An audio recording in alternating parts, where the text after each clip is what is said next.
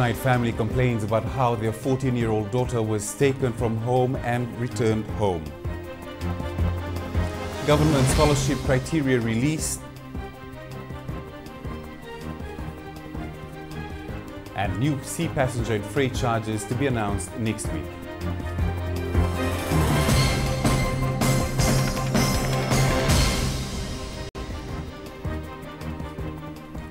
Good evening. The stepfather of a 14-year-old girl has raised his concern on the way officials of a Suva-based girls' home treated his stepdaughter.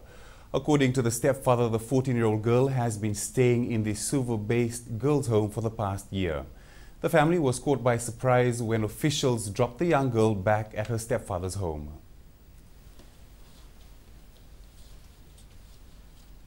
They told me only the reason was that she was in a custody for 14 days only. They had a custody for 14 days. But through me, if 14 days was there, why they kept her for 1 year, 3 months like that? My question is that, why they keep that long when they don't have custody for after 2 weeks? Didn't The stepfather said that he just wants to know the truth. What the law says. Is this the way to treat one girl like this and drop the home like this? And if there is no custody, where is she going to go? Efforts to get comment from the Ministry of Social Welfare were futile. The search continues for 65-year-old Eliki Suka of Mindro Settlement, Singatoka, who is wanted for questioning in relation to an arson case. Suka is alleged to have information on what led to a fire at Natawara that has now claimed the life of his 40-year-old wife, leaving his 8-year-old daughter admitted in hospital. Anyone with information is requested to call 917 or the Lautoka Police Station on 666 2222. The Tertiary Scholarship and Loans Board has released the criteria for those who want to apply for assistance from next year. The new program is available to all Fijians and will replace the current Itoke, multi-ethnic and PSC scholarships. Ndreu Vukelangi has the details. Government has today released the criteria of the Tertiary Scholarship and the Tertiary Loan Scheme. Students currently on any government scholarship will not be affected, but the good news for students is that those who have completed Form 7 this year will be eligible to apply. Whether they score over 250 marks or below 200 marks in their Form 7 final exam, they will still have a chance at tertiary education. Also, students enrolled in any degree, diploma or certificate program this year and have shown satisfactory progress can also borrow from the scheme. Students who want to undertake studies abroad will have to apply for programs that are not available in Fiji and are high on government's priority for Fiji. Repayment will be based on 20% of the gross salary when the graduate starts working, and loan balance will be recovered from the guarantors if any student fails to repay the loan. Students whose parent joint income is less than $25,000 will not pay any interest rates on their loans, but those who earn more than $25,000 will pay 0.5% interest. Application forms will be available before the release of the Form 7 exam result on the 31st of this month. Government has approved a total of $52.5 million for the tertiary education loan scheme. Ndreu Vukelangi, Fiji One News. The new sea passenger and freight charges for the sea travelling public will be announced next week. The Commerce Commission has completed its survey on all maritime islands and have submitted a report to Cabinet for approval. Chairman Dr. Mohendra Reddy says that after 12 months of waiting, the public will now have a seafare guideline. Following our report submitted to the Ministry of Transport, Cabinet has approved the Commission to have a price control order on passenger fares and freight charges for the maritime areas. So as the AG, as the Minister signs the price control order and gazettes it, next week we will then make an announcement on the passenger fares as well as the freight rates. This will also be the first time that passenger fares will be under price control. As you probably are aware, at the moment the passenger fares are not under price control, whereas the freight rates are. So this is a new thing that we will start from next year. News ahead, Chief explains why a slain mother and her daughter were laid to rest on Chifley burial ground.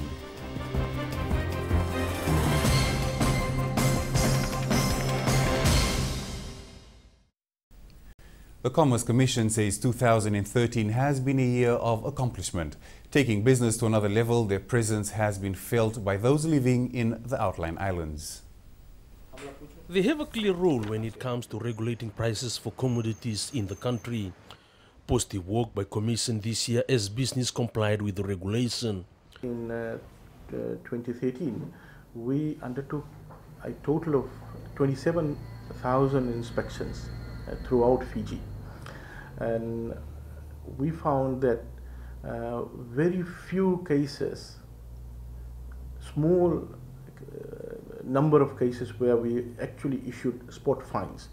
There were a number of cases where we issued warnings and infringement notices, but we must say that we are quite pleased with the compliance aspect generally from the business sector. Unfair trading tops the list of complaints. We have noted an increase in the cases of unfair trading practices by around 150 this year. But we note that this increase is not due to increase in a number of unfair trading practices, but due to more people now finding it comfortable and convenient to come to the Commission and bring their cases. So that's quite encouraging to the Commission. Their presence in the outer island has helped consumer access services they previously couldn't. We have appointed part-time compliance officers in maritime areas. So, and in fact, this year we have done close to 1,000 inspections in the maritime area, in the outer islands. So it's a very encouraging thing for the Commission that given this infrastructure we have in the ground, people are coming forward to report cases which they were not able to report before. Fiji One News. In a moving act of forgiveness at yesterday's funeral service in Vunda for the slain Tonga national Sisi Patolo and her 7-month-old baby girl Sarah, her family publicly declared their forgiveness for the alleged killer Priya Dashani. My family here and all around the world has forgiven you, and we love you, and we pray for you.